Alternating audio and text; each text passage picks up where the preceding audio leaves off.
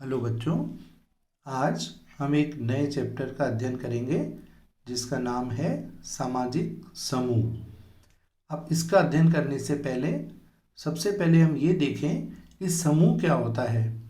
तो जनरली आपने देखा होगा कि समूह के अंदर हम एक अकेले व्यक्ति को समूह नहीं कह सकते, बल्कि जिसमें दो या दो से अधिक लोग हों उस चीज़ को हम एक समूह कहते हैं।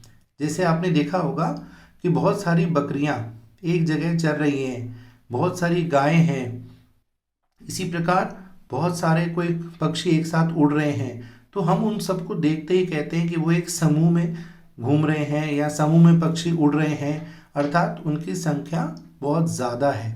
इसी तरह समूह के अंदर हम जो दो तीन चीज़ें मुख्य रूप से देखते हैं कि समूह में कम से कम दो या दो से अधिक व्यक्तियों का होना ज़रूरी है, प्लस समूह में लोग एक दूसरे को अपने व्यवहार के द्वारा प्रभावित करते हों तथा अर्थपूर्ण क्रिया के आधार पर या किसी उद्देश्य को लेकर वो लोग एक समूह में जुड़े रहते हैं। अब यहाँ पर हम समूह को जानने के बाद सबसे पहले ये देखेंगे कि सामाजिक समूह क्या है।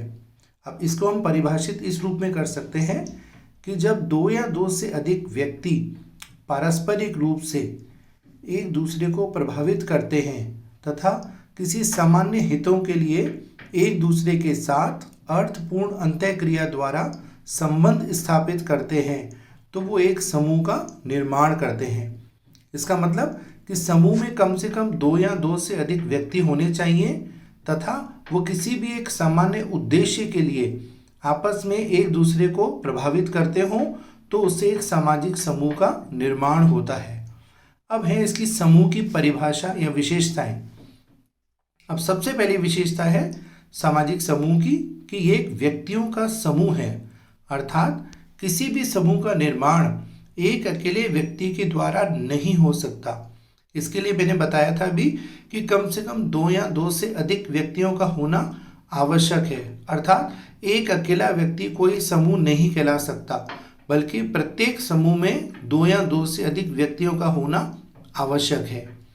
दूसरा, कार्य का विभाजन, अर्थात प्रत्येक समूह का निर्माण किसी न किसी उद्देश्य को लेकर ही होगा, अर्थात इस उद्देश्य की प्राप्ति के लिए ही समूह के सदस्यों में लोग कार्यों का विभाजन कर लेते हैं।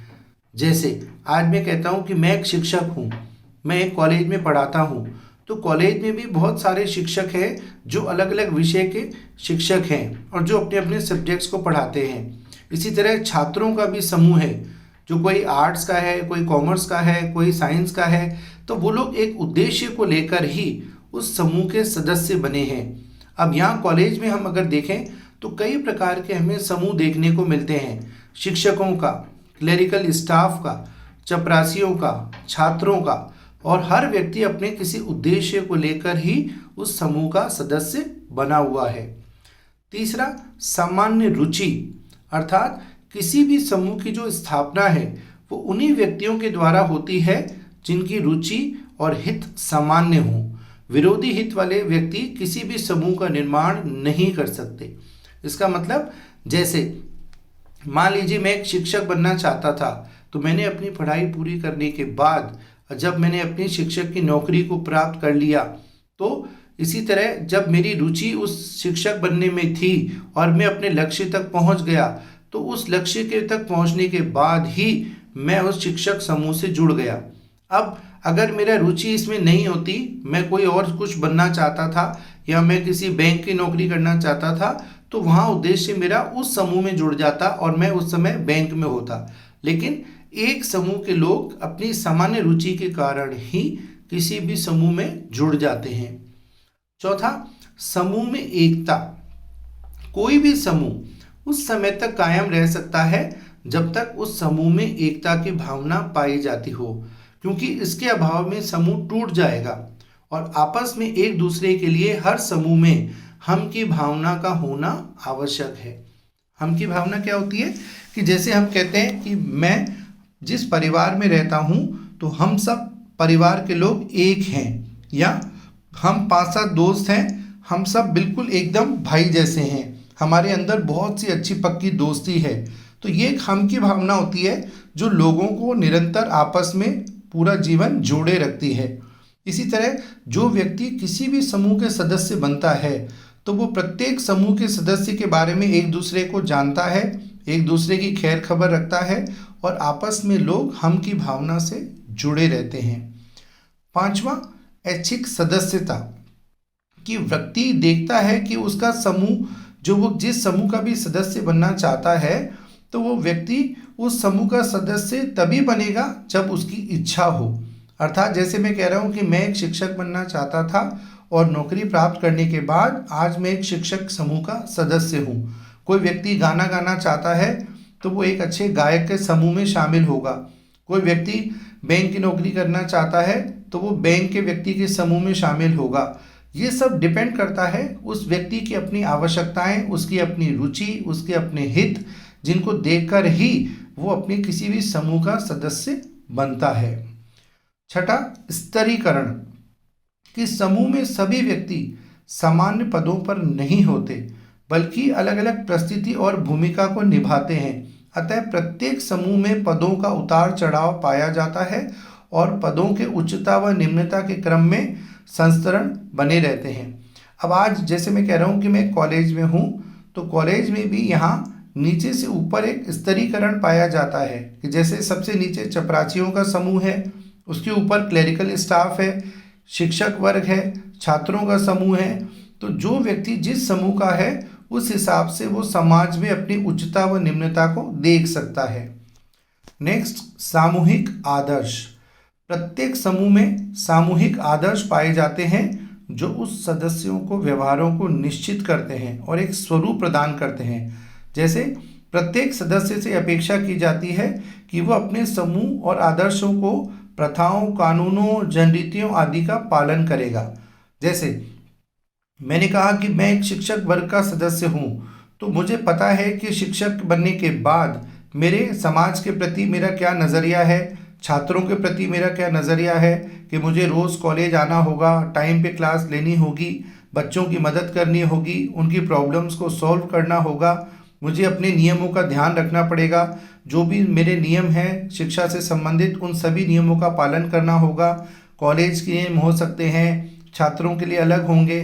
तो ये सब चीज़ें सामूहिक आदर्श होती हैं और कई स्कूल के या कॉलेज के विद्यार्थी किसी भी एक अच्छे शिक्षक को देखकर, जो रोज़ाना उन्हें अच्छा पढ़ाता है, अच्छा ज्ञान देता है, तो वो उसे एक अपना आदर्श मान लेते हैं और फिर वो लोग भी वैसा बनने की कोशिश करते हैं। तो इसलिए प्रत्येक समूह के अंदर सामूहिक आदर्श पाया जाता है, प्रतिमान पाए जाते हैं जो लोगों के व्यवहारों को नियंत्रित करते हैं। नेक्स्ट, स्थायित्व। समूह में थोड़ी बहुत मात्रा में स्थायित्व भी पाया जाता है। जैसे प्रत्येक समूह के अंदर ऐसा नहीं है कि आज मैं कोई भी समूह का सदस्य बना तो वो आज बने और कल खत्म हो जाएगा। वो बल्कि 4 महीने, 6 महीने, साल, 2 साल का लंबे समय तक समाज में निरंतर बना रहता है। क्योंकि समूह का मतलब, अगर हम थोड़ी सी देर के लिए कहीं इकट्ठा होते हैं, मान लीजिए मैं कोई गायन का प्रोग्राम देखने गया या कोई फिल्म देखने गया, हॉल में बहुत सारे लोग हैं, तो वो कोई समूह नहीं है, वो तो केवल एक भीड़ है जो किसी थोड़ी देर के लिए वहाँ पर आई और अपने लक्ष्य खत्म होते ही चली गई। लेकिन समूह के अंदर तो कुछ टाइम तक व्यक्ति उस समूह का लंबे समय तक सदस्य बना रहता है और अपने लक्ष्य पूरा होने तक उस समूह में टिका रहता है। नेक्स्ट, समझौता। किसी भी समूह की स्थापना तभी संभव है जब उसके सदस्यों में उद्देश्यों में स्वार्थ पूर्ति, नियम को लेकर आपस में समझौता हो। क्योंकि हर व्यक्ति अपने जिस समूह का सदस्य होता है वो एक दूसरे की पूरी मदद करता है और एक दूसरे के लक्ष्यों तक पहुंचने में उनकी हेल्प करता है। तो इसलिए हर समूह के सदस्यों में समझौता आवश्यक रूप से पाया जाता है। नेक्स्ट है ढांचा, कि प्रत्येक समूह की संरचना एक ढांचा होती है, अर्थात उसके नियम, कार्यप्रणाली, अधिकार, पद, भूमिकाएं तय होते हैं और सदस्य उन्हीं के अनुसार अपना आचरण करते हैं। जैसे मैंने कहा कि मैं कॉलेज में शिक्षक हूँ, तो कॉलेज के अंदर भी मेरा जो समूह है उनका भी एक अपना ढांचा है कि वहाँ एक चपरासियों का पद है जो सबसे निम्न है, छात्रों का एक अलग समूह है, क्लेरिकल स्टाफ का समूह है, शिक्षकों का समूह है। तो कोई भी व्यक्ति इस ढांचे के आधार पर वो जान जाता है कि कौन सा व्यक्ति किस समूह का सदस्य है और उसके क्या कार्य होंगे जो समूह से या समाज उसे अपेक्षा करता है। नेक्स्ट, सामाजिक संबंध। समूह में केवल व्यक्तियों का ही होना पर्याप्त नहीं है, बल्कि उन समूह के सदस्यों में पर्याप्त आपस में संबंधों का या सामाजिक संबंधों का होना भी ज़रूरी है। क्योंकि आज मान लीजिए मैं कॉलेज में हूँ, तो यह ऐसा नहीं है कि मैं एक समूह से जुड़ गया तो बस उस समूह का सदस्य ही कहलाऊंगा, बल्कि मेरे जितने भी अन्य कलीग हैं जो मेरे शिक्षक समूह से जुड़े हैं उनके साथ भी मेरे सामाजिक संबंध होंगे।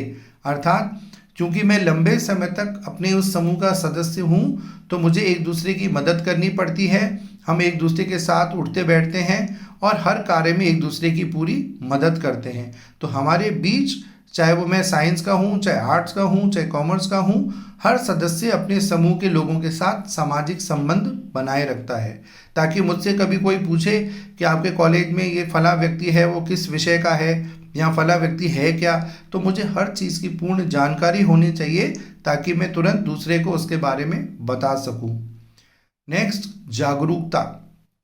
कि प्रत्येक समूह में जागरूकता आवश्यक है। जागरूकता का मतलब ही है, मैंने अभी जैसा बताया, कि यदि कोई मुझसे अपने कॉलेज के बारे में या किसी स्कूल में या कोई भी व्यक्ति किसी भी समूह का सदस्य होगा तो उसे समूह के अन्य सदस्यों के बारे में पूर्ण जानकारी होनी चाहिए, ताकि कल को कोई उससे कुछ पूछता है तो वो तुरंत उसको बता सके कि वो फला व्यक्ति इस विषय का है या फला व्यक्ति ये कार्य करता है, तो यहाँ क्लर्क का नाम ये है, चपरासियों का नाम ये है, लाइब्रेरियन का नाम ये है। तो हर व्यक्ति किसी भी समूह का सदस्य होगा तो वो अपने प्रत्येक समूह के सदस्यों के प्रति जागरूकता बनाए रखता है। नेक्स्ट, आदान प्रदान। अर्थात एक समूह के सदस्य केवल अपने विचारों का ही आदान प्रदान नहीं करते, बल्कि एक दूसरे के कष्ट में सहयोग व सहायता भी करते हैं। आज मैं चाहे कॉलेज में हूँ, लेकिन मुझे ये ऐसा नहीं है कि हर काम आता है, मुझे कॉलेज के अन्य साथियों की भी मदद लेनी पड़ती है, वो लोग भी मेरी मदद करते हैं और हम अपने समूह का एक दूसरे की मदद से ही अपने कार्यों को शिक्षण संस्थान में पूर्ण कर पाते हैं। तो ये थी आपके सामाजिक समूह की कुछ विशेषताएं। अब नेक्स्ट मैं आपको इसके नेक्स्ट वीडियो के अंदर बताऊंगा। Thank you.